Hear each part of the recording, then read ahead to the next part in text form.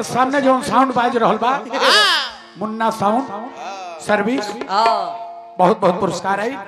श्रद्धा के जय जयकार जय हो। नारायण जी से प्रार्थना विश्वकर्मा भगवान से प्रार्थना करो ये तार 10-15 गो सेट चले लगे। कहियो अपना घर के मुंह मन देखो का है मुंह पर खी लगा जा रोज सटा रहो रोज सटर उतारा घर के मुंह देखे जी हैं। बड़ी सुंदर सुमिरन वंदना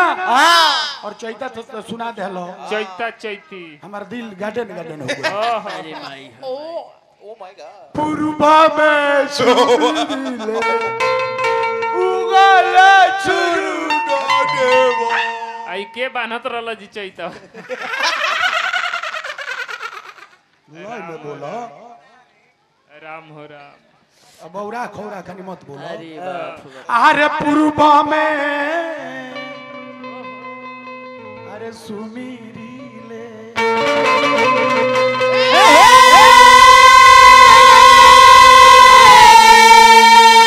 अरे उगला सूरज देव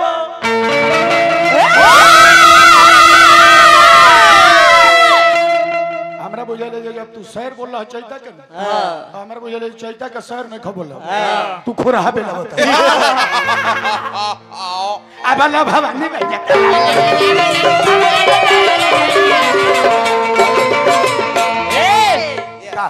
का दुरवा ठीक है तने पीछे के नोच ले तरस का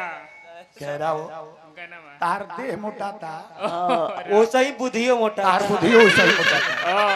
ये पर तन देह पर बुद्धि पर कंट्रोल करो। 5 किलोमीटर हुआ दौरी रोज प्लेटफार्म पर एगो त सुकेश बबुआ बा की ऑर्डरले बतानी हां ऊ तो पूरा कर ले बा तब ओही पे ओकरे पर बोलले बा ऊ तो गिरीश बाबा का खो जाता आ मोबाइल पाने का काहे खाते सिम डाले काहे खाते एगो बैरंग पाने के न खोजो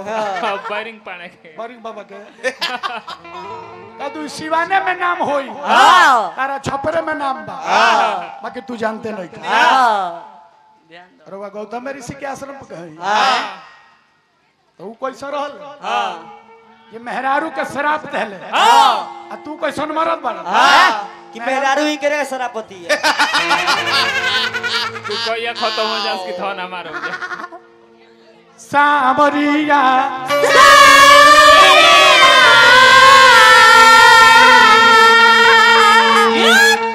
समय हम बेसी ले लेनी है यहाँ के एकदम कम समय में माल गुरु खानी 1.25 घंटे में एकदम यहाँ के बंद कर दिला पीली खानी बारे मंदगिरी बा साचो मर्दो परसल निमन गावत रहलो असो बढ़िया शुरू कइले बा साफे ढोड़े बाबा बारे ढोण बाबा ढोड़ सावरिया हो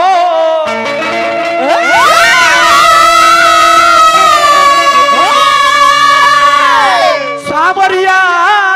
हो बसा सावरी आई है इनका को कह दिया हां ई कह जे तो पेशर भाई मर गई उनका बाद इनके स्थान हम दिले गीत संगीत के माध्यम से गा ले तारे ठीक बा बाकी लय जानो तुरे के जानो तब नु कलाकारी करबो एकरा के केगो कहि छावरिया अब छा नानो नानो उनकर कमी खलत नहीं थे ओ हमने के मनुष्य के तरनतार खाती गोस्वामी तुलसी बाबा बड़े बढ़िया बढ़िया मार्ग बतौले बनी कैसे लेकिन हमने के टंगरी परमास होता ना बुद्धि खुलता हां मैं बुद्धि तर मुधी पर चढ़ रहत तो तू के ये रोज हमने के रामायण पढ़ी ले जाए आ हमनिया के सही नहीं किया तो हमने के दूसरे के का समझाए जाए कुछ विद्वान के भी मत बा का लिखा है कि कल चूक के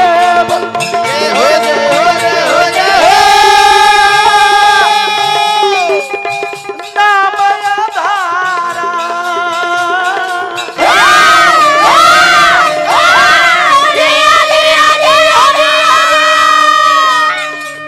सुमिरी सुमिरी भवभूता रही पार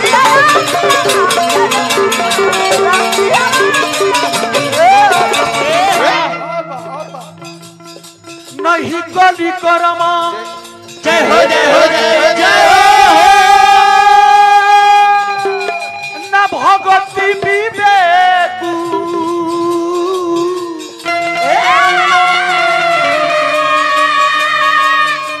ओ चाचा जी के सुपुत्र बनी बड़ी बड़ी पुरस्कार मिल बनी श्रद्धा की जय जयकार बा चाचा जी के आत्मा लक्ष्मण झूला पर झूला झूलत रहे जय हो राम नाम अभिलम बने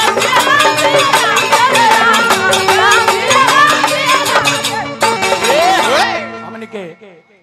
लक्ष्मी जी के हाथ से ना लक्ष्मी जी के हाथ से लक्ष्मी जी के हाथ से लक्ष्मी जी आईली हम नारायण जी से प्रार्थना करब जी अंगना के सुहाग अच्छा अच्छा हमने के बहन जी के तरफ से अब पहुना आइल बनी कि ना पहुना आइल बनी पहुना ने की पहुना कोलो पहुना बानी तेरी बहन का गोड़ लगी हम गोल लगली नो केंगो पहुना हुआ के बनी तो तिलवा लगे आइल बनी पीलावा फिर लक्ष्मी जी के हाथ से बहुत बहुत पुरस्कार हार्दिक अभिनंदन पहुनों के गोड़ लगो तनी हां गलती ना? नीचे से खुश रहे 3-4 बार गोड़ लगी हां तनी दंडवा तक खींच तनी लेना। आशीर्वाद दे दी तनी आशीर्वाद हम तो कहे जे पहुना के 3-4 बेर डंडोते घिचे का सपाटे मार दी 4-5 बेर और का लिखले बनी बबुआ नाम जपत शिवंबर भयऊ जन्म मरण के संशय गयऊ तुमरी पवन सुत पावन नामू अपने बस कर राखहु रामू उल्टा नाम जपी जग जाना वाल्मीकि भय ब्रह्म समाना जो मुख राम नाम नहीं आवा असो मुख ब्रह्म व्यर्थ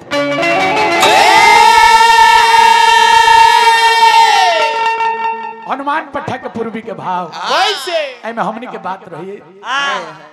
चांद किशोरी भैया देख ले कैसे बबुआ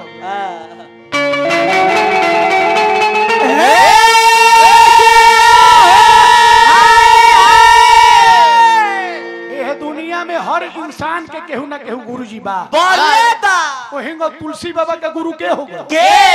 उनके मेहरारू हां एबर हमनियो के हम औरते मेहरारू लोग हां मेहरारू मेहरारू बेग लटका के बाजार करे चलती हां मुर्गा कीने आ इनके खानी मरो हां पीछे पीछे लग जा अरे जियो सामान जियो कहाँ जइबू मुर्गा के दुकान पर जीव रे मौसी जीव बिजली कहाँ गिरी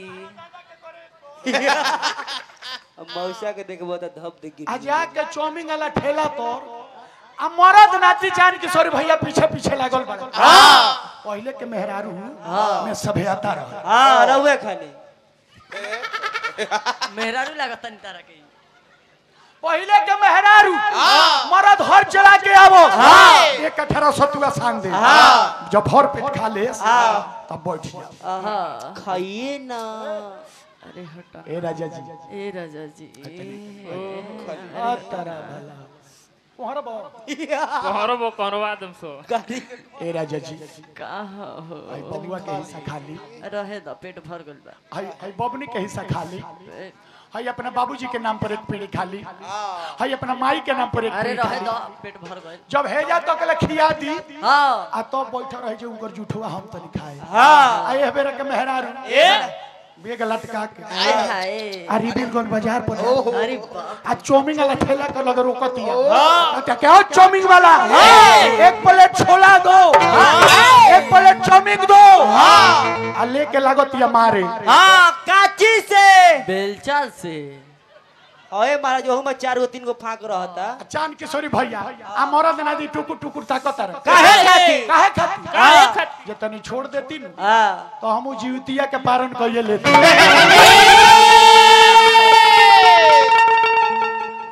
गलती ना एकदम हम गलती कहिए नहीं हां बाकी तनी मनी भाव हां तुलसी बाबा इतना नकामे पुरुष रहले उनकर मेहरारू ज्ञान देली तो देखी रामायण के रचना को दे कैसे बबुआ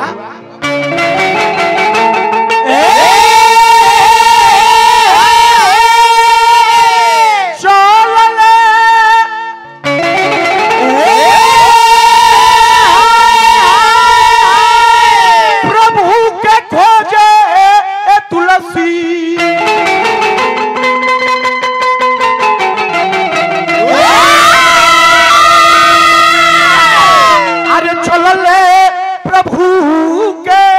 खोजे ये तुलसी बाबा।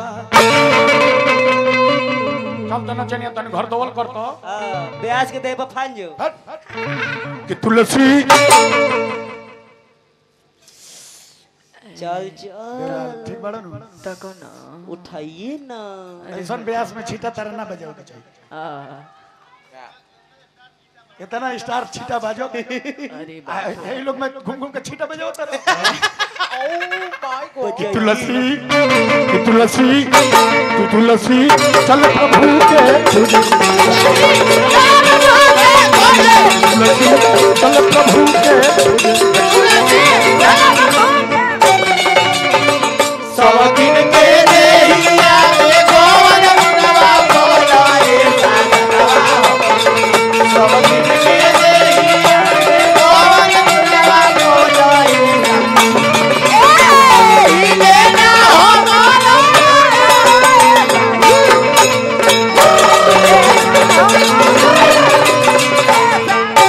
सब दिन के होता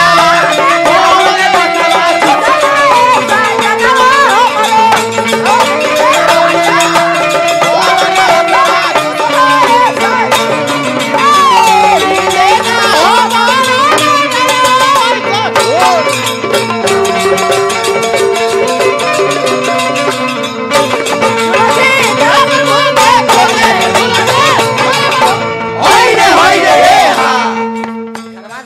बाकी मुर्गी के भाव कैसे भोजपुरी के मुर्गी के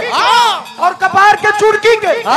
और पलानी के भुड़की के एगो औरी बा राजा विद्वान के नगरी हो अपन जानकारी अपना लग रख तन मुर्गी मारो पीता या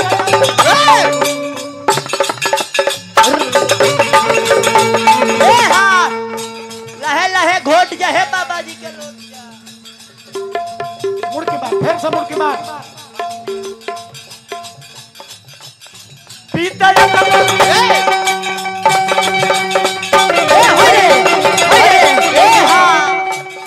अरे राम दुबे जी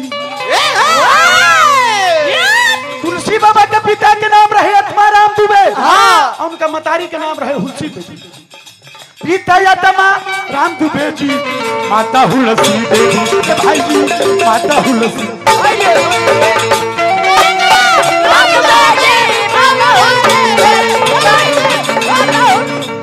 ये चांद किशोरी भैया लेते जनमवा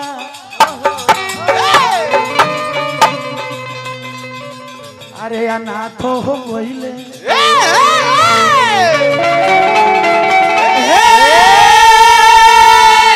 लेते जनमवा अरे अनाथ हो गइले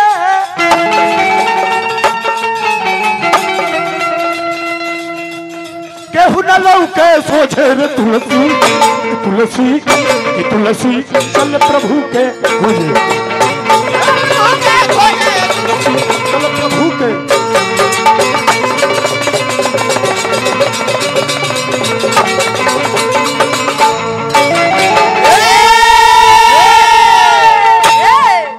अब तन मनी 5 मिनट ध्यान दी सब है काहे खातिर 5 मिनट हो चाचा जी के नाम पर कुछ कथा प्रसंग भी जरूरी बा आई कर बात चैती सब सुना खिस्सा कहानी सुनबे कनी है सुनी है खिस्सा हमारे के यहाँ के बात हो पटीदार में हमारा पटीदारी में के बात यहाँ के का झगड़ा छोड़ ई गावे ले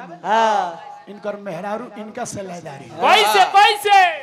देखा जाना नहीं ई तो गावे ले घूम के गावे गई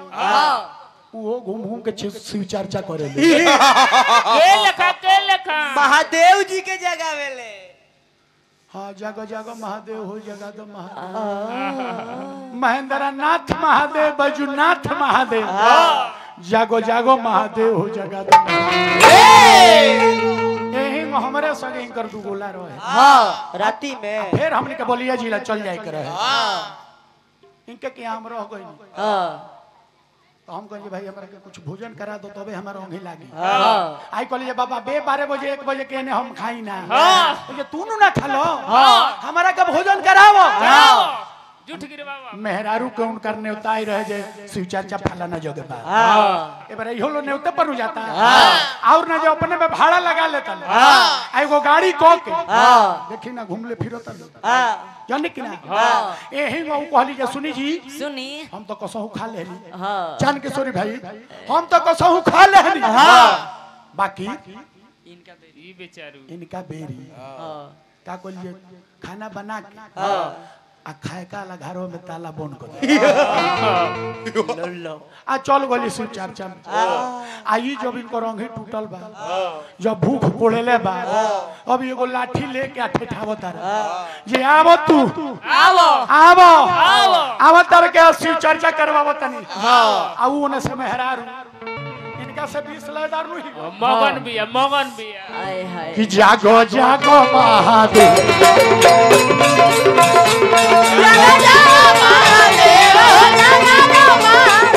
जागो जागो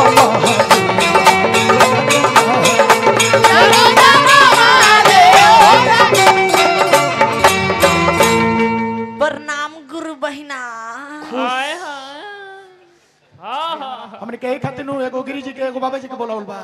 ना ते दुनिया में बियाह के कमी रहलो ना जी रो खाली कितना घूमत रह सने हे हमरा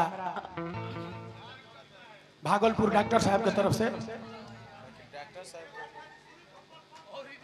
ना देखी डॉक्टरी में तनी आमदनी बढ़ेला हाँ तो महाराज डिलीवरी में नहीं बढ़ेला ए, ऑपरेशन में नानू अरे हाँ हो अब ई जब देखले बड़े लाठी तोनेले बड़े कर बड़े बोल कहां गइल छो बोल तो कहते के शिव चाचा में गइल नहीं आय हाय काहे इतना गरम भइल बा कहते रे अभी खइले बनी हो ते अपना के का बुझतरी तू कहते के आय हाय तू अपना के का बुझतर तो ई कहतर रे सुन हम त्रेता के राजा दशरथ हई पूरा खानी 3-3 गो मेहरारू राख सकतनी तो कहते के आय हाय आय हाय हम द्वापर के द्रौपदी हई तहरा खानी 5-5 गो महाराज राख सकतनी कहाँ बारो हम मारे कौन वेद से मारे आई अम्मा जी मुझे बेसी बोलने की आदत नहीं बेसी ना बोलू तनी मनी कथा प्रसंग मानस प्रसंग